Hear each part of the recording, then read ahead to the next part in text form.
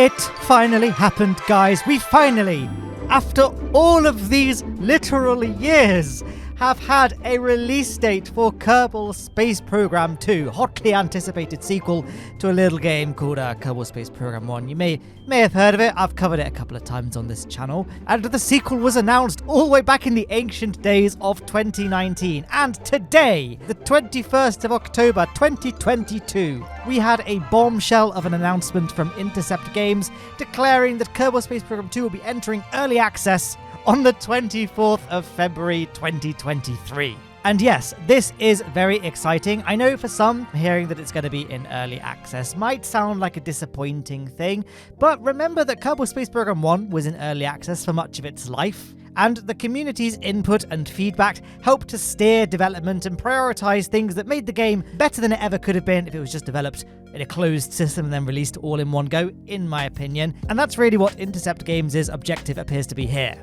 The game will enter early access in a pretty high quality state, completely playable, and they're really excited for the community to start playing the game and give feedback to help steer future development and making Kerbal Space Program 2 the best game it possibly can be and live up to the gigantic shadow being cast by Kerbal Space Program 1. I mean, for me, I don't envy these guys. I wouldn't know what to do if I was tasked with making a sequel. Now, the reason I'm able to release this very obviously edited YouTube video at the same moment of the announcement pretty much is because I was given a early screening of the announcement video, and I was given the opportunity to ask a few questions to Nate Simpson, the creative director, as well as a couple of other members of the development team. It was a very quick interview, but I did get a couple of answers that I can now share with you all. Now, one of the great things about the announcement video is that within that video, there is about 6 minutes of new Kerbal Space Program 2 gameplay footage. I'm going to post a separate video of just the gameplay if you want to just watch that in your own time. But one thing that I think people might have concerns about, based on comments that I've seen on previous Kerbal Space Program 2 development videos, is that you still see that pre-alpha footage text at the bottom of the screen. So I asked,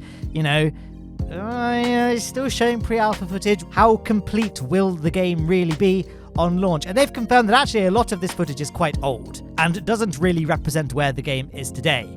The eagle-eyed among you may have noticed this shot of this colony on Juna. This pretty much looks like an unchanged clip of a base that we first saw photos of in a PC Gamer article all the way back in July 2020. So there has theoretically been over 2 years since this shot was first filmed. So I wouldn't be too worried about the fact that a lot of this footage still has pre-alpha underneath it. And Nate assured me that upon launch, the game won't be in pre-alpha, won't be in alpha, and it won't be in beta either. It will just be released, albeit with a few caveats. They've released a roadmap. Here it is. Upon release, it'll pretty much just be the same as Kerbal Space Program 1 sandbox mode, so the standard solar system that we're all used to by now, albeit with all the revamped graphics and parts and things like that. But things like science gathering, that's going to come in Phase 2. We don't really know the dates at this point. I've got the same roadmap in front of me that you guys have.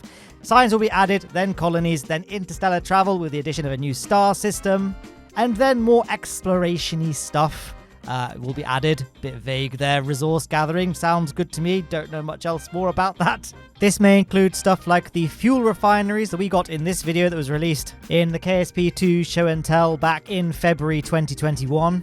Absolute behemoth units here. I mean, look at the little Kerbal for scale. These things are massive, and I'm guessing this might be part of that resource gathering update. Unless it's part of colonies. Again, I've got the same information you guys have. And then finally, the hotly anticipated multiplayer. Now, I did dive in with the multiplayer questions a bit on my interview opportunity, because of course the video mentioned that the Kerbal Space Center will have 4 launch pads and 2 runways to make multiplayer even more fun. And I kind of led the charge by saying, how's Time Warp going to work in multiplayer? At which point they kind of said, look, multiplayer is still quite locked down. We can't discuss anything about it at this point. So that's all I got. That's all I got, I'm afraid, for you guys.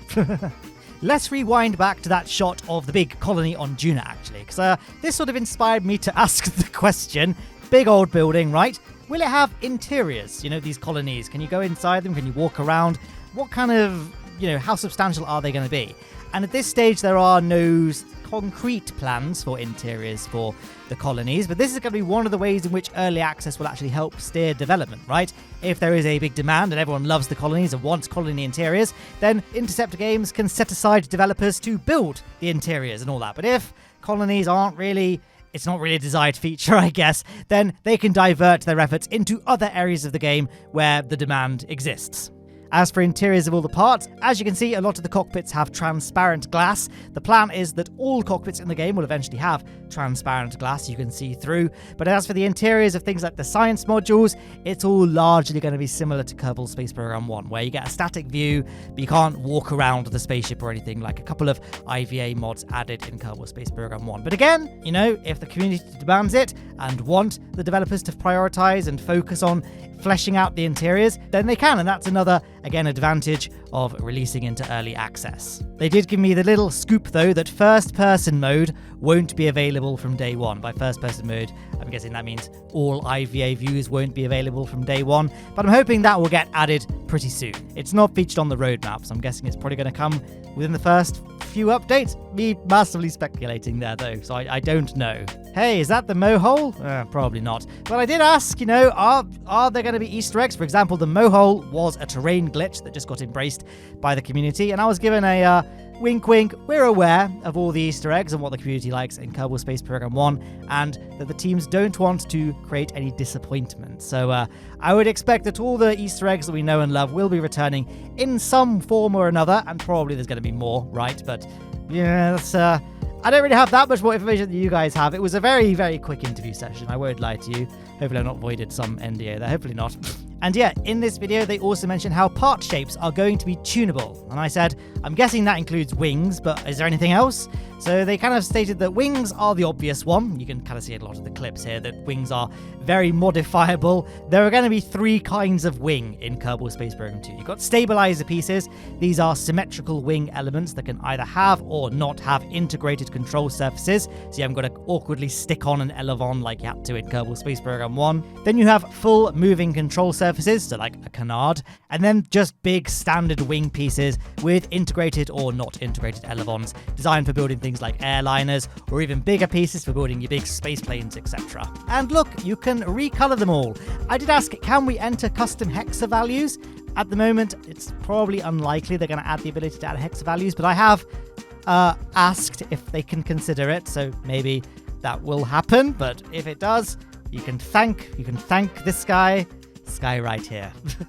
Another tunable piece will be the interstage fairings. They're going to be procedurals. When you transition from one part diameter to the other, the interstage fairing will transition smoothly. So you can have I guess the obvious real life example would be the Saturn V interstage fairing, rather than in Kerbal Space Program 1, where you kind of have to awkwardly build a payload fairing yourself, and it's just not, it's a bit more of a janky solution. This one sounds a bit better. Now, one of the things that I, and probably maybe a lot of you picked up on as well, is that a lot of this gameplay footage features a Kerbal called Tim C. Kerman. So I asked, who is Tim C. Kerman? Why does he play such a prolific role in this gameplay footage? And Nate told me that one of the original artists in KSP2 is named Tim Cox, and he sadly passed away during the first year of development for the game, so the team decided to memorialize him by adding him as for want of a better term, one of the main Kerbals. In addition to Jeb, Bob, Bill, and Val, they've added Tim, and his Kerbal is apparently the only one to have this particular facial hair.